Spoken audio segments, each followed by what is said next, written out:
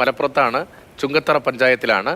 PV അൻവറിന്റെ വരവുമായി ബന്ധപ്പെട്ട് ഏതെങ്കിലും തരത്തിലുള്ള ഇളക്കമുണ്ടാകുമോ എന്നതൊക്കെ അവിടെ തദ്ദേശ സ്ഥാപനങ്ങളുമായി ബന്ധപ്പെട്ട് നേരത്തെ തന്നെ ചർച്ചയൊക്കെ ഉണ്ടായിരുന്നു. അത്തരത്തിലൊരു മാറ്റം ഉണ്ടാകുന്നു ചുങ്കത്തറയിൽ.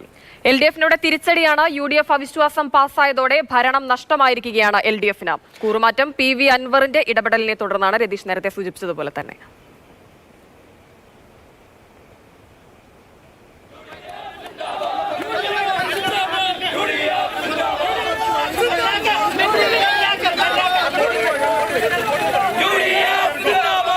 ആഹ്ലാദ പ്രകടനത്തിന്റെ ദൃശ്യങ്ങളാണ് കാണുന്നത്.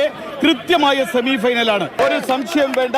ഈ നിലമ്പൂരിലെ മറ്റു പഞ്ചായത്തുകൾ ഞങ്ങളുടെ കയ്യിൽ നിന്ന് തിരിച്ചു പിടിച്ചിട്ടുണ്ടെങ്കിൽ അതേ നാണയത്തിൽ തന്നെ തിരിച്ചു പിടിച്ചുകൊണ്ട് അജയ്യ ശക്തിയാണ് UDF എന്ന് വീണ്ടും തെളിയിക്കുന്ന ദിവസങ്ങളാണ് ഇനി വരാൻ പോകുന്നത് എന്നാണ് ഞങ്ങൾക്ക് പ്രഖ്യാപിക്കാനുള്ളത്. അരുൺ അമൃതനാഥ് വിവരങ്ങളുമായി മലപ്പുറത്ത് ചേരുന്നുണ്ട്. അരുൺ, ചുങ്കത്തറയിൽ LDFിന് ഭരണം നഷ്ടമായി. PV അൻവർ എഫക്ട് എത്രത്തോളം ഉണ്ട് അവിടെ?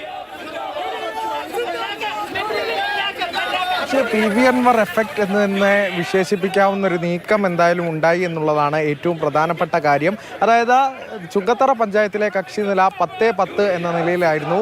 ഈ അവിശ്വാസ പ്രമേയം പാസ്സാകുമ്പോൾ അത് UDFിന് അനുകൂലമായി 11-9 എന്ന നിലയിലേക്ക് മാറിയിരിക്കുകയാണ്. LDFിന്റെ നിലവിലെ പഞ്ചായത്ത് വൈസ് പ്രസിഡന്റ് കൂടിയായ നുസൈബയാണ് UDFിന് അനുകൂലമായി ഈ അവിശ്വാസ പ്രമേയത്തിൽ വോട്ട് ചെയ്തത്. ഈ നുസൈബ തൃണമൂൽ കോൺഗ്രസിന്റെ മണ്ഡലം കൺവീനർ കൂടിയായ സുധീറിന്റെ ഭാര്യ കൂടിയാണ്. അപ്പോൾ PV അൻവർ അത്തരത്തിലൊരു ഇടപെടൽ നടത്തിയ ഒരു രാഷ്ട്രീയ നീക്കം PV അൻവർ LDF വിട്ടിറങ്ങി UDFിനോടൊപ്പം സഹകരണം പ്രഖ്യാപിക്കുമ്പോൾ PV അൻവർ പറഞ്ഞ കാര്യങ്ങളാണ്. സമ്മാനവുമായിട്ടാണ് വന്നത്.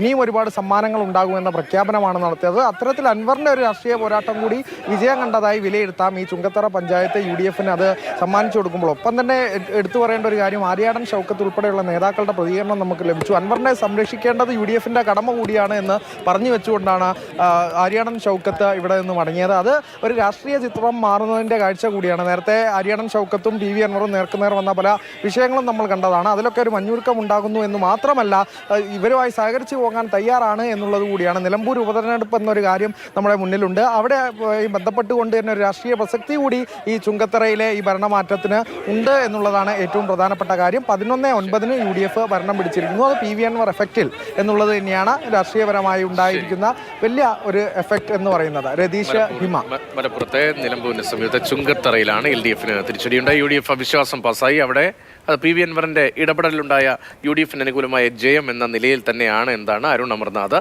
റിപ്പോർട്ട് ചെയ്യുന്നത്.